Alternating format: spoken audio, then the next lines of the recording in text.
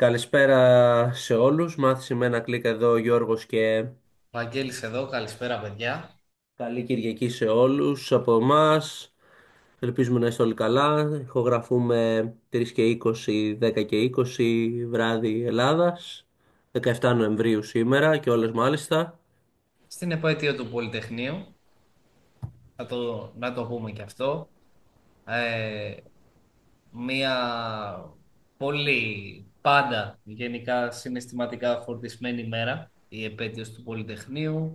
Μία μέρα επίσης που το έλεγα και στο Γιώργο πριν, έχει κρύο στην Αθήνα, το οποίο είναι λίγο περίεργο γιατί τώρα τα τελευταία 2 χρόνια δεν είχαμε καθόλου κρύο, Μμμ. οπότε είναι κάτι διαφορετικό. Καλό αυτό όμως.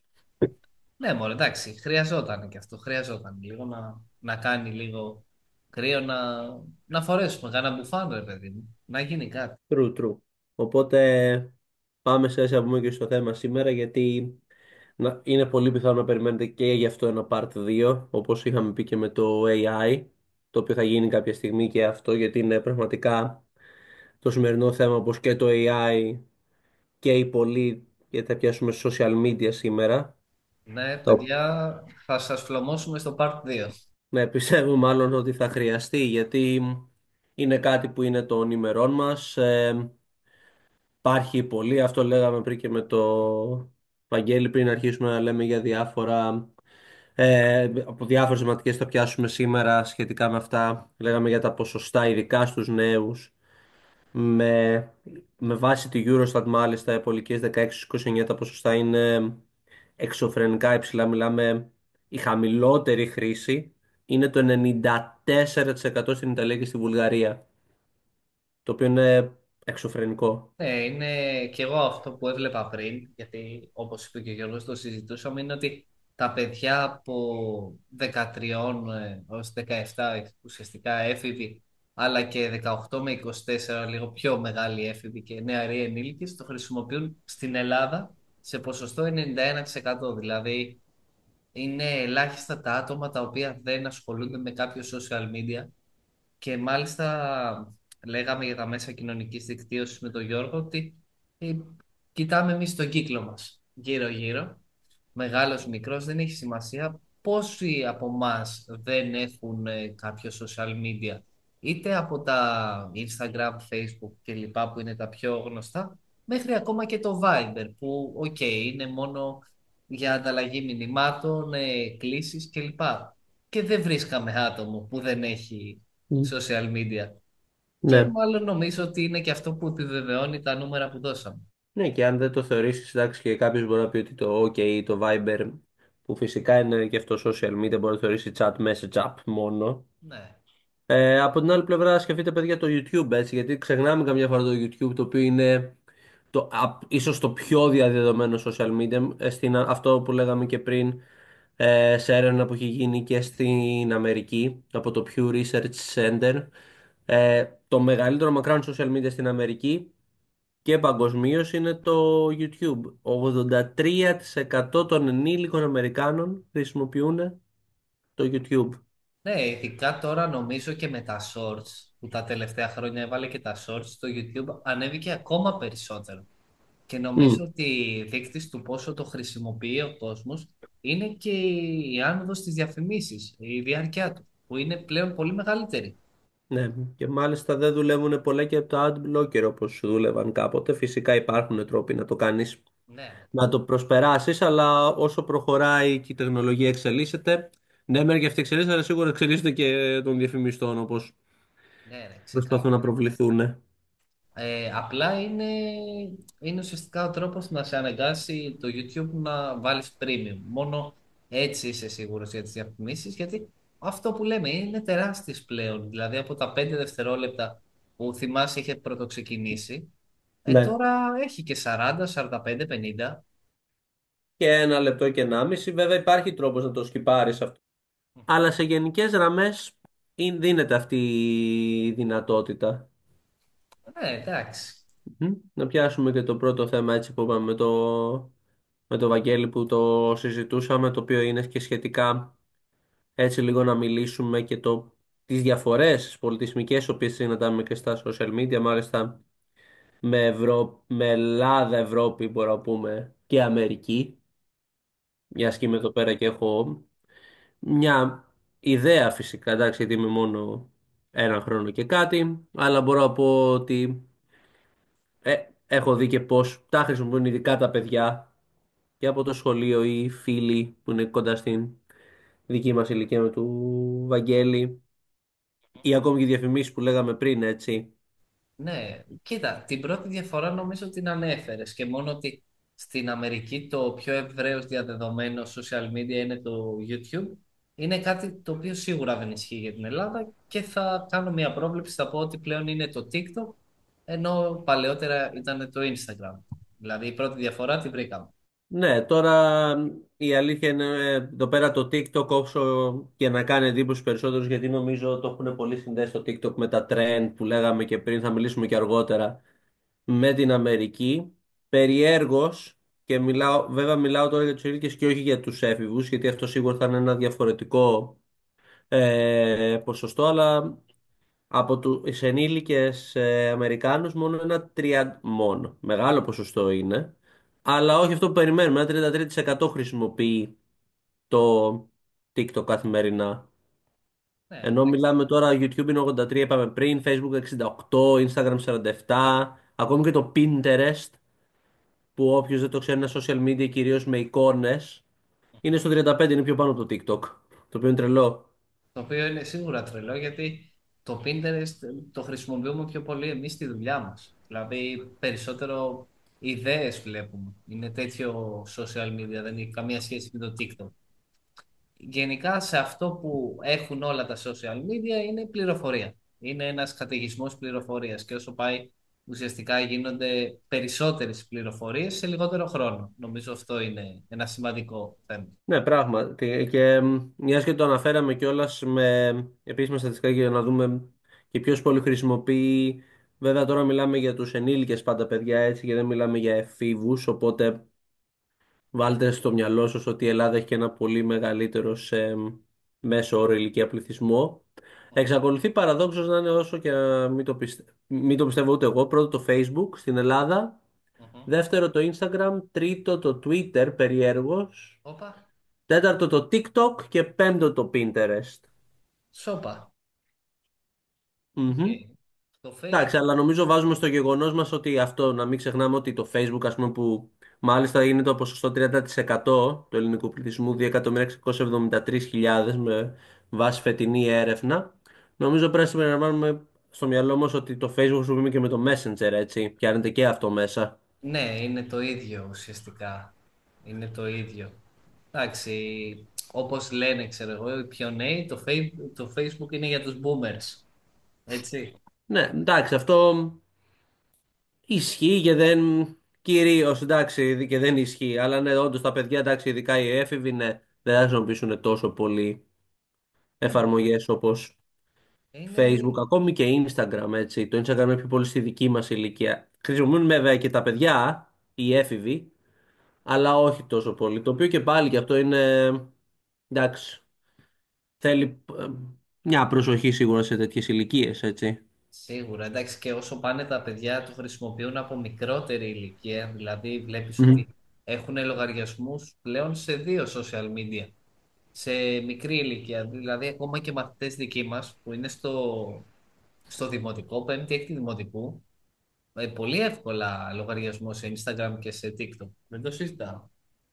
Μμμ. Αλλά νομίζω βέβαια για όλα αυτά και όλα πέρα από το εντάξει να αγχώνουμε τον κόσμο και εμείς μεταξύ, δηλαδή υπάρχουν δικλείδες ασφαλείας και σίγουρα εντάξει δεν υπάρχει πρόβλημα γιατί νομίζω ότι μπορείς, υπάρχουν με βάση την ηλικία που χρησιμοποιεί ο εκάστοτε χρήστης Μμμ.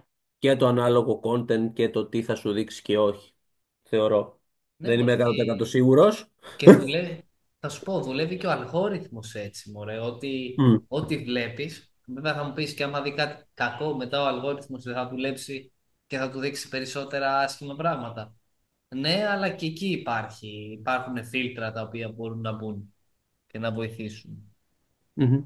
Ναι, πράγματι και για να γυρίσουμε και όλο αυτό που λέγαμε και πριν, γιατί βλέπετε παιδιά ότι η συζήτηση εδώ πέρα μπορεί να ξεφύγει πολύ εύκολα, γι' αυτό το συζητήσαμε και πριν με τον Βαγγέλη για το πώς θα πιάσουμε τις θεματικές μας, γιατί είναι πραγματικά είναι ένα από τα φλέγοντα θέματα και έχει μπει πραγματικά στη ζωή μας και με πάρα πολλές θέσεις εργασίας έτσι πια τα social media. Υπάρχουν άπειρες θέσεις εργασίας αποκλειστικά και μόνο με τη χρήση του social media, γιατί το πώς θα το χρησιμοποιήσεις μπορεί να σου φέρει φοβερά αποτελέσματα για οποιαδήποτε επιχείρηση ή οργανισμό, έτσι. Κοίτα, πλέον έγινε ολόκληρη επιστήμη, δηλαδή η ανάλυση δεδομένων παίζει μεγάλη μπάλα με τα social media. Έχουν φτιαχτεί όντως πάρα πολλές θέσεις εργασίας. Υπάρχουν άνθρωποι οι οποίοι αναλύουν μέσα από τα social media. Υπάρχουν, καλά, οι διαφημίσεις δεν το συζητάμε. Όλα τα social media έχουν διαφημίσεις. Παντού. Είναι γεμάτο. Οπότε ναι, δημιούργησε πολλές θέσεις εργασίας και πολλές Μμμ. νέες θέσεις εργασίας. Έγινε αυτό που είπα, μια επιστήμη. Ναι, και πράγματι τώρα με τα social media υπάρχει που έχουν έρθει στη ζωή μας και ειδικά με το YouTube θα πούμε κυρίως πρώτον και κατά δεύτερον σίγουρα και το Instagram και το TikTok πολλοί άνθρωποι πλέον δεν βλέπουν καλά βέβαια εδώ πέρα παίζουν και τα streaming αλλά αυτό είναι άλλο θέμα αυτές οι εφαρμογές όπως το Netflix ή το Disney Plus. Μμμ. Αλλά έχουν μπει και τα καλά σημεία και πολλοί κόσμος είναι κυρίως επικεντρωμένος εκεί πέρα, οπότε και οι διαφημίσεις έχουν μεταβεί, όχι δεν υπάρχουν στην τηλεόραση φυσικά, αλλά έχουν μεταβεί κυρίως σε αυτά τα μέσα και έτσι δεν είχε καλή μπάλα για να πιάσουμε το επόμενο μας ζήτημα, έτσι με τις διαφορές και όλες τις διαφημίσεις, τι θα δείξει στην Ελλάδα και τι θα δείξει στην Αμερική, Ναι, ρε παιδί μου, κοίτα και στην τηλεόραση έχει διαφημίσεις παντού. Απλώς στα social media ένα απλό scroll, ένα απλό scroll στο Facebook, στο Instagram θα σου πετάξει, αναγκαστικά θα τη δεις. Και είναι και λίγο ότι άμα το δεις μία, δύο, τρεις, έτσι δουλεύει ουσιαστικά η διαφήμιση. Όσο περισσότερες φορές το βλέπεις, εντυπώνεται στο υποσυνείδητο, κάνουμε και ψυχολογία εδώ πέρα, οπότε το βλέπεις, το βλέπεις, το βλέπεις και εν τέλει όχι ότι σε πείθει να το αγοράσεις, απλώς θα ασχοληθείς μαζί του. Αλλά ναι, σίγουρα, γιατί παίζει, εκεί πέρα παίζουν ρόλο πολλά πράγματα και το τι έχεις ψάξει, τι ακολουθείς και θα σου πετάξει αντίστοιχες διαφημίσεις. Αυτό είναι κάτι το οποίο γίνεται πάρα πολύ καιρό και όλοι το έχετε παρατηρήσει. Facebook, στο YouTube, παντού, ότι αυτό που θα ψάξεις θα αγοράσεις πραγματικά ακόμη και αν που θα σε ακούσει να μιλάς. Δηλαδή, παράδειγμα, λόγω κάτι το Βαγγέλη, γιατί να μιλάμε με αμάξια. Μην σοκαριστείτε αν μπείτε μετά στο κινητό και δείτε διαφημίσεις με αμάξια. Ξεκάθαρα, ναι. Πέρα από το οποίο έχει περάσει και στην πλάκα το μας ακούνε. Όντως, εντάξει, και μας ακούνε λόγω του μικροφόνου, αλλά και τα cookies παίζουν πολύ δυνατή μπάλα. Και όντως είναι αυτό που λες ότι αν, αν λες λέξεις κλειδιά, όπως πολύ ωραία λες, αμάξια, θα σου πετάει μετά διαφημίσεις για αμάξια. Αν εσύ ψάχνεις σε μια σελίδα π.χ. στο car, αυτοκίνητα, μετά θα σου πετάει πάλι αυτοκίνητα. Mm. είναι, είναι φτιαγμένο ο αλγόριθμος να σου πετάει αυτό που θες να δεις. Πολύ απλά. Αυτό ναι και είναι αυτό επηρεάζει πάρα πολύ οικονομικά δηλαδή αυτό που λέμε τώρα αυτή τη στιγμή και σίγουρα και από την άλλη πολιτικά αυτό που λέγαμε και πριν έτσι για να μοιραστούμε μια διαφορά με την πολιτική όπου στην Ελλάδα θα δει σίγουρα πολιτικές διαφημίσεις Μμμ, εννοείται και σε προεκλογικές περιόδους δημαρχία, σε δημοτικές εκλογές, ευρωεκλογές. μμμ. Αλλά εδώ πέρα ίσως, όχι ίσως σίγουρα λόγω του μεγαλύτερου budget που έχουν τα κόμματα, ειδικά οι Δημοκρατικοί και οι Ρεπουμπλικάνοι, όχι δεν υπάρχουν άλλα κόμματα, αλλά δεν έχουν σε καμία σχέση τα ίδια ποσοστά. Ουσιαστικά μιλάμε για ένα είδος δικομματισμού στην Αμερική κυρίως.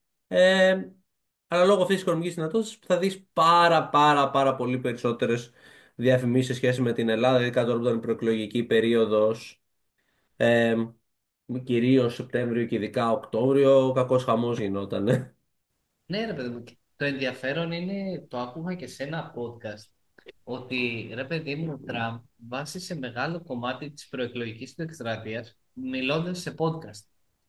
Το οποίο είναι μια ξεκάθαρη ανάδειξη των social media σε τρόπο να επηρεάσεις κόσμο. Κάτι που εμείς στην Ελλάδα δεν το έχουμε πολύ, δηλαδή δεν είναι πολλοί πολιτικοί που θα ασχοληθούν με τα social media με τα podcast. Αν και όλο και περισσότεροι έχουν λογαριασμούς. Λέγαμε πριν για τον Πρωθυπουργό που έχει το TikTok.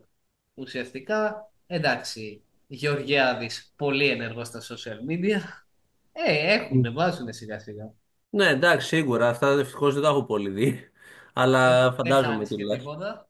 Δεν Ναι. χάνεις. Αλλά για να καταλάβετε έτσι μία διαφορά, αλλά μιλάμε βέβαια εντάξει, για άλλη οικονομία έτσι εδώ πέρα. Αλλά μιλάμε για 619 εκατομμύρια δολάρια τα οποία εξοδεύτηκαν για τις εκλογικές διαφημίσεις μόνο μέχρι το τέλος του Αυγούστου. Δεν μιλάμε καν για το Σεπτέμβριο-Οκτώβριο που ήταν πιο κοντά προς την εκλογική μάχη της 5ης Νοεμβρίου. Εντάξει, όχι, αυτό το είπαμε και πριν. Χρησιμοποιήθηκαν πάρα πολύ τα social media και νομίζω ότι ίσως είναι αυτός ο δρόμος και και για άλλες χώρες. Ότι ίσως είναι αυτή η εξέλιξη ότι και η πολιτική θα περνάει πλέον από τα social media. Θα είναι ένας εύκολος τρόπος ανάδειξης. Ουσιαστικά γιατί η τηλεόραση τώρα θέλουμε δεν το θέλουμε, το πιστεύουμε δεν το πιστεύουμε, ψιλοπεθαίνει νομίζω. Δηλαδή από τη γενιά τη δική μας και ίσως και νωρίτερα, πόσοι Μμμ. βλέπουν τηλεόραση. Ναι, είναι κάτι το οποίο εντάξει είναι πιο, όχι τόσο πια, δεν είναι τόσο δεδομένο όπως παλιά. Εντάξει, εμείς μπορεί να βλέπαμε ίσως στην παιδική μας ηλικία σίγουρα την προλάβαμε και Ε, αρκετά μπορώ να πω στην εφηβική, μμμ, το αλλά έχουμε. και αυτή βέβαια δεν έχει, με τα social media πια, δεν έχει τα ίδια κονδύλια, ας πούμε, λεφτά ή την ίδια χρηματοδότηση την οποία θα έπαιρνε με κάποτε έτσι και πιο πολύ η τηλεόραση έχει μεταφερθεί πια στις streaming πλατφόρμες μπορούμε να πούμε. Δεν είναι δηλαδή καν πια ελεύθερη στις περισσότερες Ε, περιπτώσεις. Μα βάζοντας με το Netflix που έκανε την αρχή, σκέψου τώρα πόσες πλατφόρμες έχουν δημιουργηθεί πλέον ουσιαστικά με τέτοιο περιεχόμενο, δηλαδή από την Disney ας πούμε ή ακόμα και εδώ στην Ελλάδα που έχουν τα Plus, το Antenna Plus που είναι ο Μμμ. Antenna και έχει και τη συνδρομητική του πλατφόρμα. Δηλαδή γίνεται πλέον χαμός. Νομίζω ότι έχουν αντιληφθεί όλοι ότι έχει περάσει η φάση της τηλεόρασης, πηγαίνουμε σε κάτι άλλο, σε κάτι πιο διαφορετικό, σε streaming πλατφόρμες, τέτοια πράγματα. Βέβαια νομίζω ότι πάλι ξεφύγαμε. Εντάξει, είναι όμως κάτι που το φέρνει η συζήτηση και κάτι που ασχολεί τον κόσμο και για απλά για να καταλάβουμε τη μεγάλη διαφορά, γιατί αυτό μπορεί να είναι καθαρά τελείως άλλο podcast στο social media τηλεόραση, αλλά απλά για να καταλάβετε ότι στην Αμερική και τουλάχιστον, δεν ξέρω αν υπάρχει και επίσημη έρευνα στην Ελλάδα, από το 100% των ανθρώπων που θα χρησιμοποιήσουν την τηλεόρασή τους στο σπίτι, το 40% τη χρησιμοποιεί ουσιαστικά μόνο για streaming, cable broadcast και other πλατφόρμες και για να καταλάβουμε την επίδραση στο social media το 9,9% είναι το YouTube στην τηλεόραση. Οπότε δεν βλέπουν το 6 στα 10 και πάλι πρέπει να βάλουμε μέσα και τις ηλικίες, έτσι. Ναι. Εντάξει, αυτό είναι το γενικό, το οποίο είναι πάλι πολύ μεγάλο ποσοστό. Και γενικά, ρε παιδί μου, είναι ότι και εμείς ουσιαστικά την τηλεόραση και το λέω και για μένα, ότι βλέπω πολύ YouTube από τη τηλεόραση, δεν την ανοίγω για να δω τα προγράμματα. Γενικά είναι και θέλω να το πάω να κάνουμε και τη σύγκριση και σε αυτό το κομμάτι. Έβλεπα εδώ στην έρευνα το πόσο χρόνο αφιερώνουμε στα social media και βλέπω ότι σύμφωνα με τα στοιχεία εδώ πέρα από τα νέα έρχεται αυτή Μμμ, η πληροφορία, ένας στους 4 Έλληνες αφιερώνει στα social media πάνω από 1 ώρα.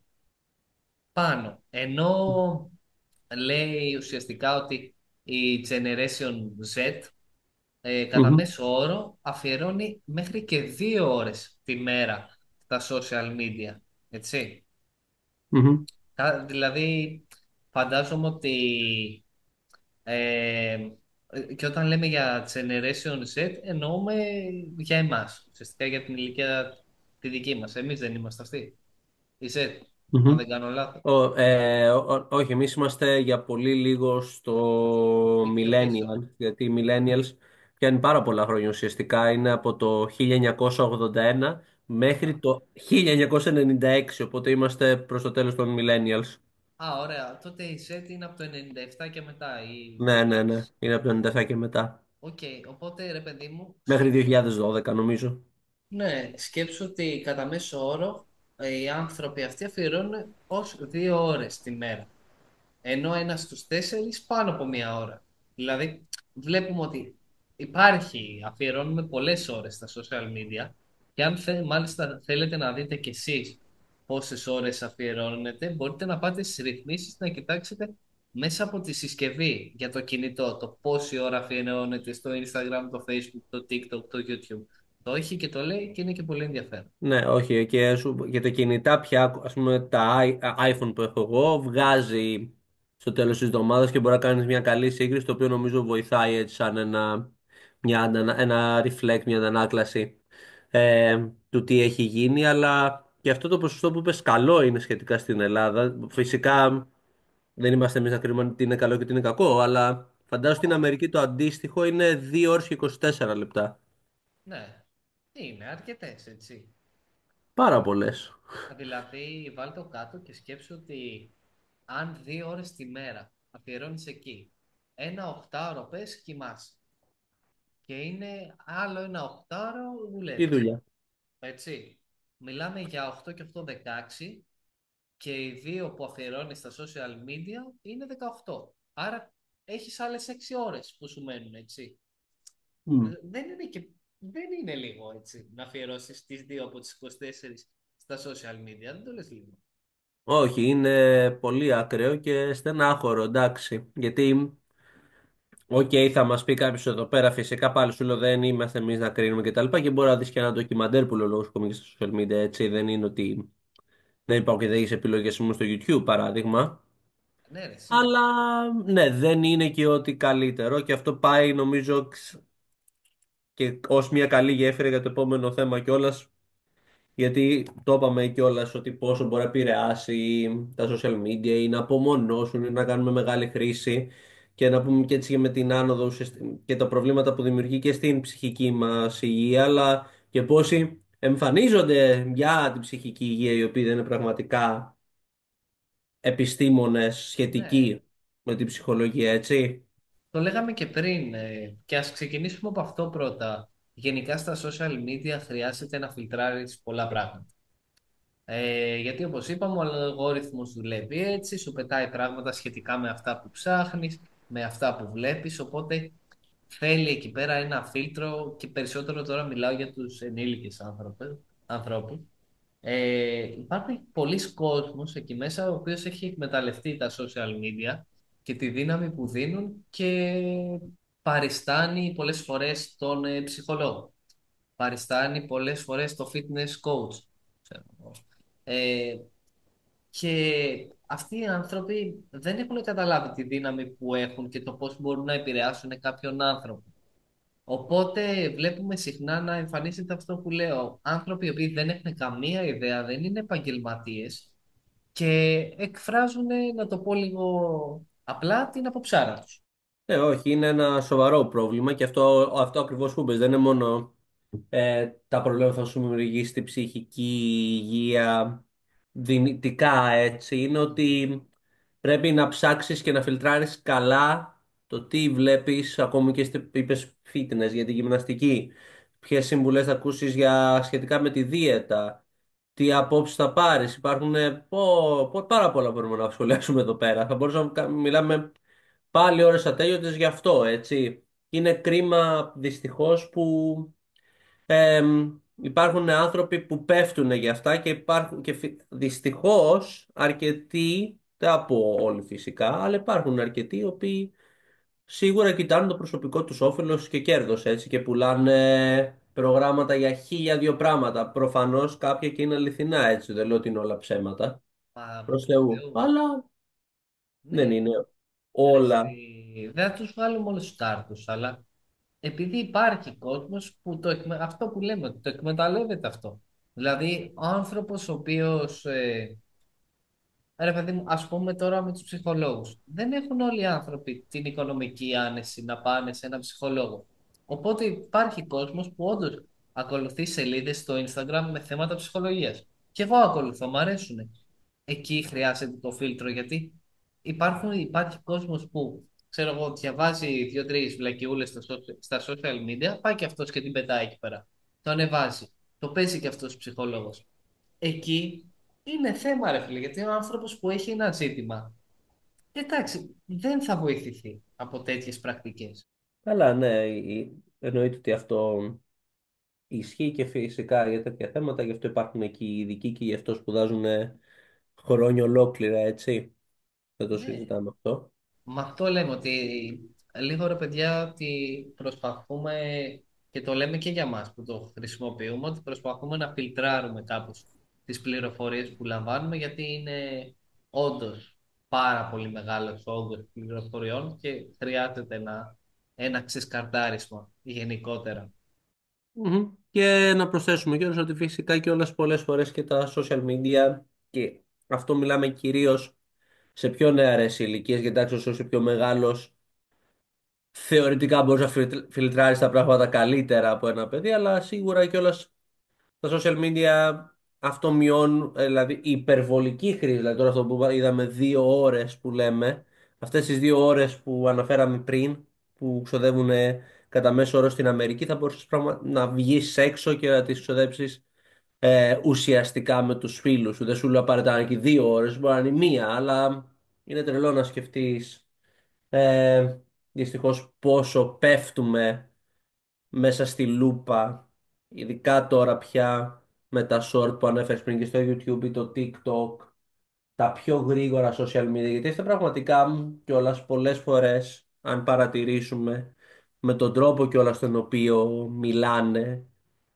είναι πολύ γρήγορος γιατί αυτό ακριβώς σκοπεύουνε. Έχουν 1 λεπτό, άντε και λίγο παραπάνω συνήθως και προσπαθούν γρήγορα να σου τραβήξουν το ενδιαφέρον και αυτός απορροφάει πάρα πολύ, ξοδεύεις πολλές ώρες και χάνεις την μπάλα μπορώ να πω. Πιστεύω και σε σένα και σε μένα έχει συμβεί και σε πάρα πολλούς άλλους που όντως κάτι είδαμε εκεί πέρα, τσουπ τσουπ τσουπ χαζέψαμε και δεν ξέρουμε πότε πέρασε μια ώρα.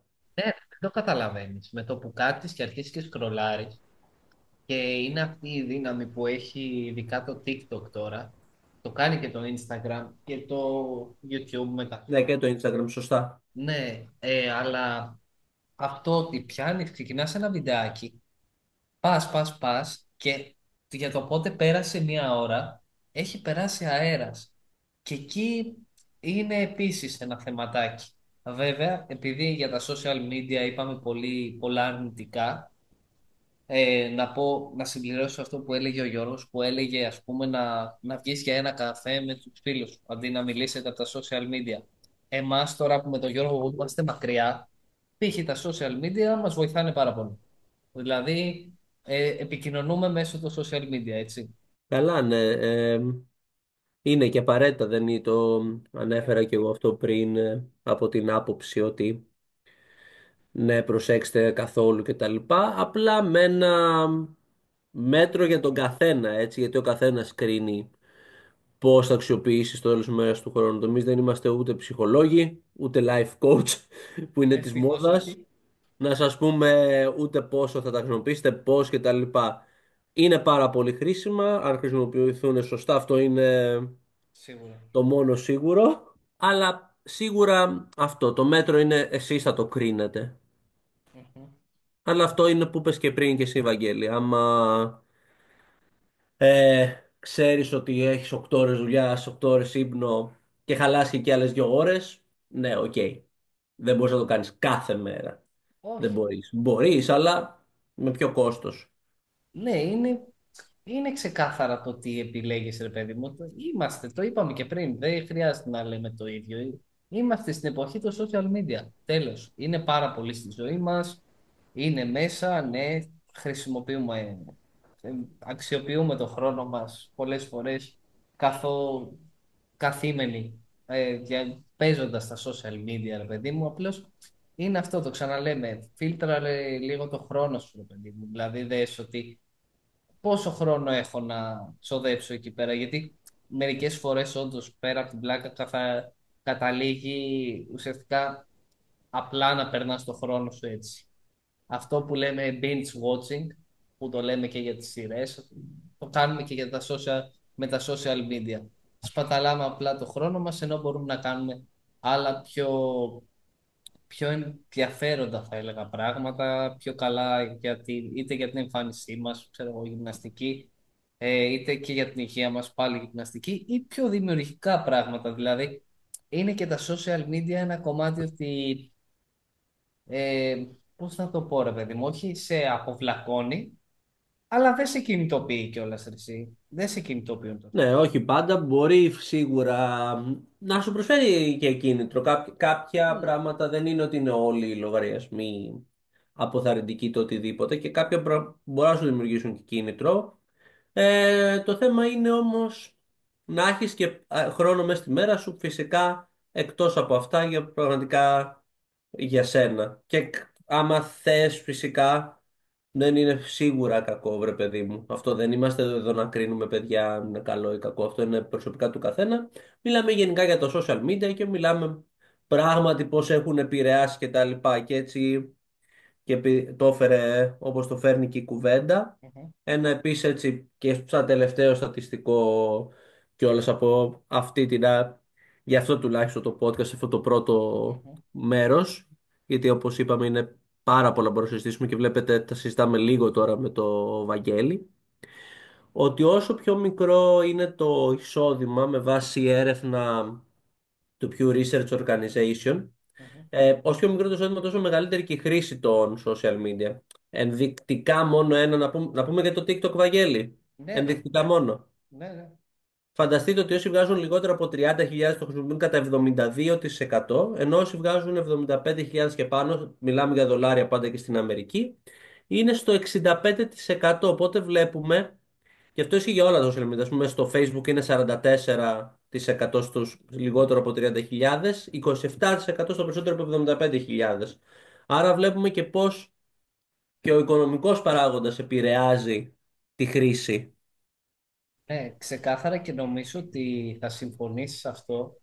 Το βλέπουμε και στα σχολεία που δουλεύουμε, γιατί έχω δουλέψει και εγώ σε περιοχές με παιδιά τα οποία είναι προσφυγόπουλα, είναι μεταναστάκια, που είναι σε χαμηλά οικονομικά στρώματα. Βλέπεις ότι περισσότερο αυτά τα παιδιά χρησιμοποιούν τα social media.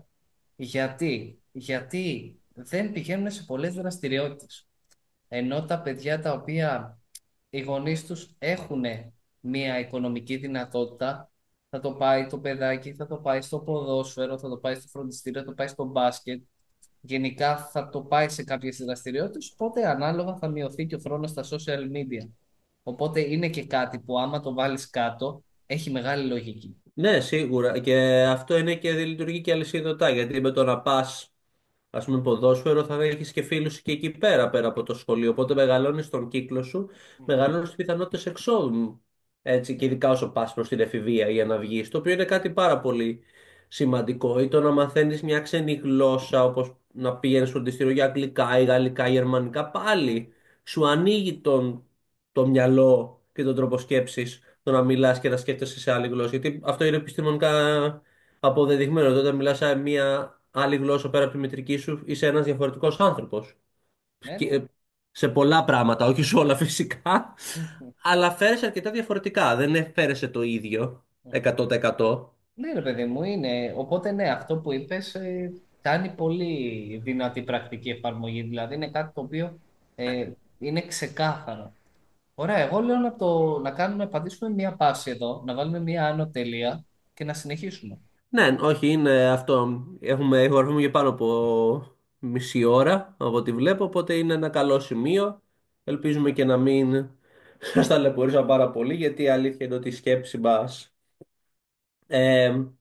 πήγαινε από θέμα. Είχαμε βέβαια τις θεματικές, αλλά σίγουρα βλέπετε ότι ο διάλογος προσφέρει τη δυνατότητα να πεταχθεί σε πάρα πολλά άλλα θέματα, γιατί είναι όλα τόσο στενά συνδεδεμένα μαζί τους. Ειδικά όταν μιλάμε για social media, δεν μπορεί να μην μιλήσει για ψυχική υγεία, δεν θα μπορεί να μιλήσεις για ανθρώπινες σχέσεις, για φημίσεις που είπαμε, ε, για την παιδική ψυχολογία, πώς επηρεάζεται η εφηβική, η οποία φέρεται πολύ διαφορετικά από αυτή του ενήλικα. Είναι άλλο τελείως κόσμος. Είναι τόσα πολλά μπορούμε να σας πούμε. Οπότε ελπίζουμε να μην σας κουράσαμε τόσο πολύ. Ναι, παιδιά, να ξέρετε ότι προσπαθήσαμε να κάνουμε όσο πιο συγκεκριμένα, γιατί πήραμε κι εμείς τεράστιο όγκο πληροφοριών, ψάχνοντας λίγο για τα social media, κοιτώντας λίγο στατιστικές και έρευνες. Οπότε προσπαθήσαμε να τα κάνουμε μια, ας πούμε, περίληψη, να κρατήσουμε τα πιο σημαντικά και τα πιο ενδιαφέροντα, αλλά όπως λέει και ο Γιώργος, είναι τόσο αμβλή το θέμα, είναι τόσο μεγάλο, που δεν γίνεται. Ξεκινάμε κι εμείς, λέμε αυτό, λέει ο άλλος το άλλο και κάπως γίνεται και μπαλάκι και μεταξύ μας. Δηλαδή κι εμείς κάπου ξεφεύγουμε, το χάνουμε λιγάκι. Αλλά νομίζω ότι προσπαθήσαμε και βγήκε αποτέλεσμα. Δώσαμε μια πρώτη θέση και αυτό είναι το part 1.